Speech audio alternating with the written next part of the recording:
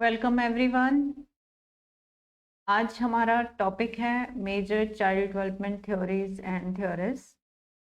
ये टॉपिक जो है टीचर एलिजिबिलिटी टेस्ट के लिए बहुत इम्पोर्टेंट है। जो भी एस्पायरिंग टीचर्स हैं, किसी भी तरह के टीचर एलिजिबिलिटी टेस्ट में बैठना चाहते हैं, टीचर बनना चाहते हैं, तो उनके लिए ये टॉपिक एक्सट्रीमली इम्पोर्टेंट है। ये किसी भी हाल में छोड़ नहीं सकते हैं।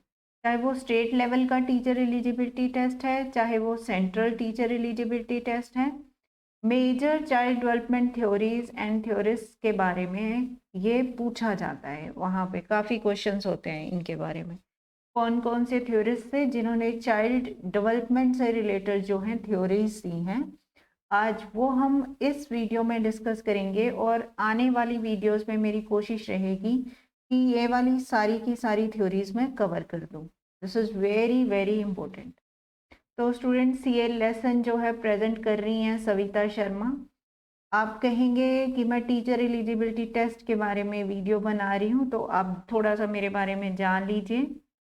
देखिए, मैंने बीएड किया था, एमएससी बीएड हूँ मैं। सीटीईटी जो सेंट्रल टीचर एलिजिबिलिटी टेस्ट है, जनवरी 2012 और जुलाई 2013 दो बार मैंने क्वालिफाई किया है। हरियाणा का टीचर एलिजिबिलिटी टेस्ट मैंने 2011 में फिल किया था। तीनों लेवल्स का फिल किया था, पीजीटी, टीजीटी और जेबीटी, और तीनों पे ही मैंने क्वालिफाई किया है। Himachal Pradesh teacher eligibility test जुलाई 2012 में क्वालिफाई किया है मैंने, और पंजाब टीचर एलिजिबिलिटी टेस्ट जून 2013 में। तो गाइज, यही वाले बेसिक नोट्स हैं जिनके बेसिस पे मैंने किया है, अपने इतने टेस्ट क्वालिफाई करें। तो मुझे लगा मैं शेयर करूँ आप लोगों से, आपकी हेल्प हो जाएगी मेरे पास पढ़े थे। तो guys, Haryana teacher eligibility test जब 2011 में मैंने क्लियर किया, उसी बेसिस पे आज मैं हरियाणा में एक पीजीटी की पोस्ट पे हूँ, पीजीटी केमिस्ट्री की पोस्ट पे काम कर रही हूँ। 2013 में मैंने ये वाली जॉब ज्वाइन कर ली थी। तो स्टूडेंट्स, आई होप कि ये वाला लेसन जो है आपको बहुत हेल्पफुल रहेगा। जो भी लोग जो हैं किसी भी तरह का टीचर एलिजिबिलिटी टेस्ट देना चाहते हैं, उनके लिए ये एक्सट्रीमली इम्पोर्टेंट है। आप किसी भी हाल में ये वाली जो थ्योरीज हैं, थ्योरिस्ट्स हैं, ये इनको नहीं छोड़ सकते। You can't afford it. तो देखते हैं आज मेजर जो थ्योरीज थी जिनको मैं कह रही हूँ बहुत इम्पोर्टेंट है। तो मेजर थ्योरीज थी उनके बारे में देखते हैं। फर्स्ट जो थ्योरी थी, first ever theory was given by Freud psychosexual stage theory. ये फर्स्ट थ्योरी दी गई थी। उसके बाद जो थ्योरी है, बहुत क्वेश्चंस आते हैं गाइस इस बेसिस पे। Erikson psycho social stage theory. Third theory is Kohlberg's moral understanding stage theory. Next is पियाजे cognitive development stage theory. Bronfenbrenner ecological system theory and Vygotsky socio cultural theory. देखिए, ये जो theories हैं, चाहे आप arts के students हैं, चाहे आपने साइंस लिया है, किसी भी सब्जेक्ट के हैं, ये जनरल थ्योरीज हैं, पेडागोजी के अंदर आती हैं। तो पेडागोजी जो है वो कॉमन रहता है हर जगह। तो ये जनरल थ्योरीज हैं चाइल्ड डेवलपमेंट की, ये हर स्टूडेंट को काम आएंगी। जो भी स्टूडेंट जो हैं, जो भी बच्चे हैं टीईटी देना चाहते हैं, टीईटी का एग्ज़ाम देना चाहते हैं, जो भी टीचर बनना चाहते हैं। तो ओके स्टूडेंट्स, तो आप समझ गए होंगे। अभी हमने आज जो हम डिस्कस करेंगे, हम इस थ्योरी से स्टार्ट करते हैं, फ्रूड्स साइकोसेक्सुअल स्टेज थ्योरी। देखिए, इन थ्योरीज में हम वही चीज़ें उतनी ही बात करेंगे जो इन थ्योरिस्ट ने बोला है, क्योंकि एग्जाम में क्वेश्चन आता है कि फ्रूड ने जो अपनी थ्योरी में क्या कहा, तो उस थ्योरी को हमने वैसे ही करना है। ठीक है, जो उन्होंने कहा है सिर्फ वैसे ही हमने अपनी बात जो है दिमाग में ध्यान रखना है, और वैसे ही हमने क्वेश्चन अटेम्प्ट करने हैं। तो देखते हैं। फर्स्ट है Sigmund Freud and child development theory. ये यही थ्योरी है, यहाँ पे शॉर्टकट में नेम लिख दिया गया था, Freud's psychosexual stage theory. This is the same theory. तो first theory is Sigmund Freud's child development theory. देखिए, सिगमंड फ्रूड जो है वो क्या कहते हैं describe children as going through multiple stages of sexual development like oral, anal, phallic, latency and genital।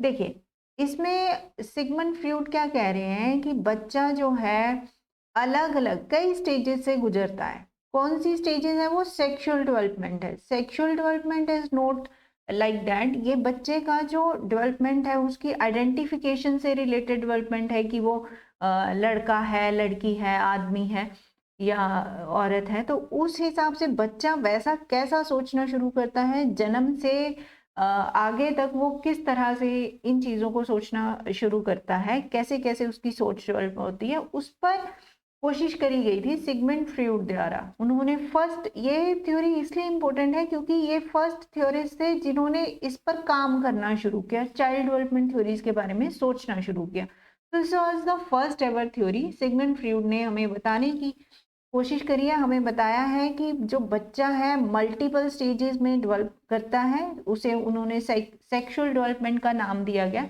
इसमें उन्होंने अलग अलग फेजेस बताए हैं, oral, anal, phallic, latency and genital. तो इस तरह से 5 फेजेस में उन्होंने बच्चे का साइकोसेक्सुअल डेवलपमेंट बताया हुआ है। ठीक है, तो ये फेजेस में किस तरह से डेवलपमेंट होता है वो देखते हैं। फर्स्ट जो हमारा फेज है वो है oral, oral phase. Oral phase में सिगमंड फ्रॉइड क्या कह रहे हैं कि ओरल फेज में बच्चा क्या सीखता है? Children focus on the pleasures that they receive from biting and sucking with their mouth. देखिए, जब बच्चा बहुत छोटा होता है तो उसे क्या सेंस होती है? आप बिल्कुल छोटे बच्चों को देखेंगे, वो सिर्फ बाइट कर रहे हैं। और क्या कर रहे हैं वो? क्या कर रहे हैं वो अपने हाथ अंगूठे चूस रहे हैं, है ना, बाइट कर रहे हैं, कुछ भी मिल रहा है काट रहे हैं, अभी तक उनके दांत नहीं है। तो वो जो छोटे बच्चे होते हैं, जो स्टार्टिंग का फेज होता है वो ओरल फेज होता है, वह हर चीज को बच्चा एक्सपीरियंस करता है बाइटिंग एंड सकिंग के थ्रू। This is the first phase. Okay, Sigmund Freud के according this is the first phase. Second जो फेज है, सिगमंड फ्रॉइड जी ने क्या कहा? Anal phase. एनल फेज क्या होता है? जो एनल फेज है, बच्चा अब थोड़ा सा बड़ा हो गया, focus shifts to anus as they begin toilet training and attempt control their bowels. अब क्या हुआ? बच्चा थोड़ा सा बड़ा हो गया, अब फोकस शिफ्ट हो जाता है उनके एनस की तरफ, वो अपने बाउल्स को कंट्रोल करना शुरू कर देता है। ठीक है, मतलब आई होप यू अंडरस्टैंड कि यहाँ क्या मतलब है कि बच्चे को टॉयलेट ट्रेनिंग शुरू हो जाती है। वो जैसे पहले वो बिल्कुल उसको इस चीज़ का ज्ञान नहीं होता था, अब वो उन चीज़ों को कंट्रोल कर सकता है। ठीक है, तो उसे टॉयलेट ट्रेनिंग, इस फेज को जब हम कहेंगे, इसे क्या कहेंगे? Anal phase, as per Freud's theory. Okay, उसके बाद जो थर्ड फेज आता है as per Sigmund Freud, phallic phase कहा है इन्होंने। फैलिक फेज में focus shifts to genital stimulation and sexual identification of boy and girl. बच्चा जब थोड़ा सा और बड़ा हो जाता है, 3 साल का या 4, उसे ये अपनी आइडेंटिफिकेशन ढूंढने लगता है कि मैं लड़का हूँ या लड़की हूँ, लड़कियां कैसे होती हैं, क्या पहनती हैं, कैसे रहती हैं, और लड़के कैसे रहते हैं। तो थोड़ा जेनिटल स्टिमुलेशन हो गया, उन अपना थोड़ा वो अपने आप अपनी पहचान अपने आप को पहचानने लग जाते हैं, उनका फोकस उस तरफ शिफ्ट हो जाता है। तो focus shift to genital stimulation and sexual identification. Okay students, वो बॉय और गर्ल की, वो लड़का है या वो लड़की है ना, इस तरह से इस फेज को हम क्या कहेंगे? फैलिक फेज कहेंगे। Okay, during this phase, Freud thought that their interest and love towards their parents of opposite sex and begins to strongly resent the parents of the same sex. देखिए, Sigmund Freud का क्या कहना है, वो क्या सोचते हैं कि इस फेज में जैसे बच्चे अपने आप को लड़का या लड़की आइडेंटिफाई करने लग जाते हैं, के बारे में अपने आप को पहचानने, तो उनका जो है ऑपोजिट जो सेक्स के पेरेंट्स होंगे उनसे ज्यादा प्यार होने लग जाता है, ऐसा फ्रॉइड ने कहा। जैसे कि जो बॉय होगा वो मदर से ज्यादा अटैच हो जाएगा, मदर को ज्यादा प्यार करेगा, और जो गर्ल होगी वो फादर को ज्यादा प्यार करेगी। तो इन्होंने इस तरह से ऐसी ही अपनी इनकी सोच थी। तो love towards their parents of opposite sex, ठीक है, उनसे थोड़ा ज़्यादा प्यार करेंगे और जो है रिजेंट करेंगे, उनसे थोड़ा दूर रहेंगे जो सेम सेक्स के पेरेंट्स होंगे। जैसे बॉय को लगेगा अरे पापा गलत बोल रहे हैं, या लड़की को लगेगा माँ गलत बोल रही है। तो इस तरह से this is your Freud's theory. आगे चलते हैं। नेक्स्ट जो है latency. What is latency here? Sexual urges and interests were temporarily non-existent. तो ये जो सेक्सुअल यूजेस हैं ये नहीं होती हैं, ठीक है, इसे लेटेंसी कहते हैं, लेटेंसी पीरियड आता है। तो इसमें टेम्पररी मतलब कुछ इनका सिग्निफिकेंट वो नहीं रहता है। नेक्स्ट जो फेज है that is your genital phase. What is genital phase? Adult sexual interest and activities come to dominate. अब बच्चा जो है थोड़ा एडल्टहुड की तरफ जा रहा है, तो वो वाले इंटरेस्ट उसके जो है वैसी एक्टिविटीज़ वो करने लग जाता है, ठीक है। जैसे लड़कियां हैं थोड़ा मेकअप करने लगेंगी, लड़के हैं मूछें ऊँचे आने लगेंगी, तो उस तरह वो जो है मूव करना शुरू कर देते हैं एडल्टहुड की तरफ। Next is Freud thought that all babies are initially dominated by unconscious and selfish desires for immediate gratification, which he called as ID. तो अब हुआ क्या है, ID बोला है इसे फ्रूड ने। स्टार्टिंग में जो है हर बच्चा अनकॉन्शियस होता है, तो वो सेल्फिश बिहेव करते हैं, उन्हें खाने के लिए खाना चाहिए है ना, पहनने के लिए, वो अपनी जो उनकी डिज़ायर्स होंगी वहाँ पे इमीडिएट ग्रेटिफिकेशन, उनको इमीडिएटली वो चाहिए होता है, ठीक है। और वो अपनी आइडेंटिफिकेशन को अपने आप को आइडेंटिफाई कर रहे होते हैं, ठीक है, क्या चाहिए क्या नहीं चाहिए, अपनी चॉइसेस को आइडेंटिफाई कर रहे होते हैं। एज द बेबी अटेम्प्ट्स, बच्चा कुछ भी करने की कोशिश करता है, and fail to get all their whims met, बच्चे ने कोशिश करी उन और वो फेल हो गए, उनकी जो चीज़ें हैं वो नहीं हो पाई, तो क्या होता है, they develop more realistic appreciation of what is realistic and possible. उनके कुछ विम्स होते हैं, उन्हें लगता है ये चीज़ ऐसे होती है या वैसे होती है ना।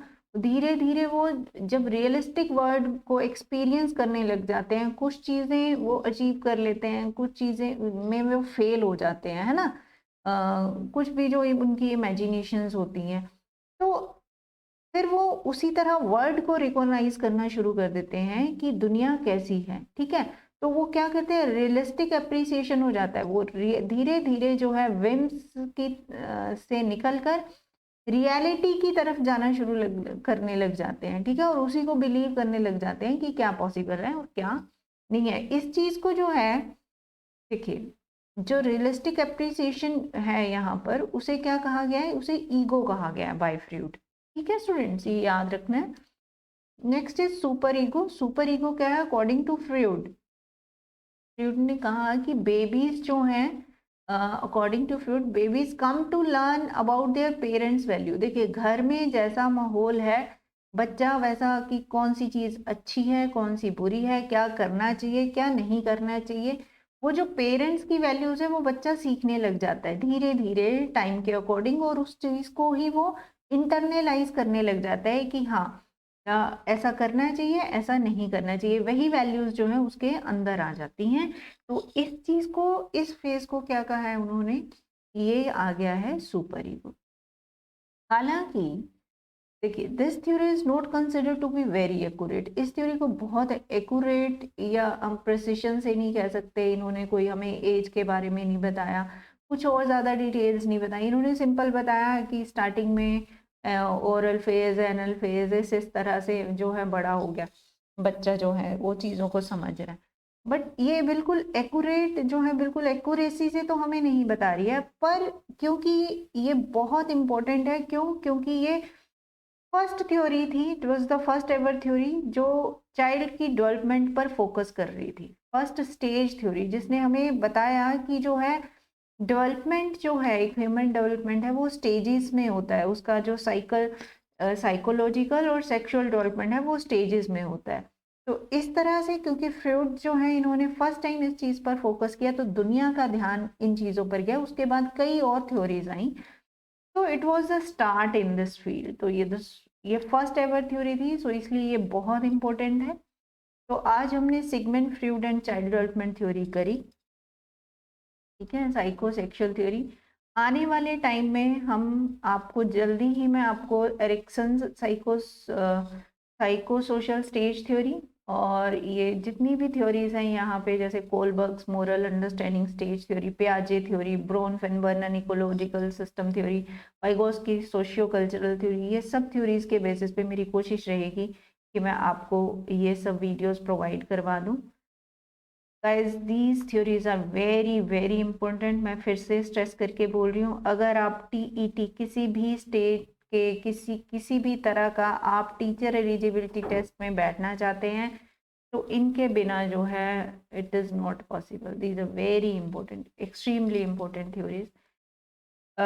गाइज अगर आपको ये मेरे वीडियो पसंद आई और आप चाहते हैं कि मैं ये पूरी थ्योरीज कवर करूं तो please rate review and recommend and let me know in the comment section कि आप क्या चाहते हैं कि किस तरह की वीडियोस, किस तरह के लेसन्स नॉलेज आपके साथ शेयर करी जाए। देखिए मैं केमिस्ट्री की लेक्चरर हूँ, मैं साइंस पे लेसन्स बना सकती हूँ, 9th 10th के साइंस मैथमेटिक्स के। केमिस्ट्री में हम +1 +2 के वीडियोस शेयर कर ही रही हूँ मैं, धीरे धीरे हम ये सब कवर करेंगे, मेरे स्टूडेंट्स के काम आएंगे या आपके भी कोई नोन है आप शेयर कर सकते हैं। और इसके साथ साथ ये टीचर एलिजिबिलिटी टेस्ट जो मेरे साथी टीचर्स हैं उनके लिए मेरी एक छोटी सी कोशिश है, अगर आप चाहते हैं मैं इसे कंटिन्यू करूं please rate review and like this so that मैं थोड़ा मोटिवेट होकर इस काम को आगे करूं। शुक्रिया, थैंक यू सो मच।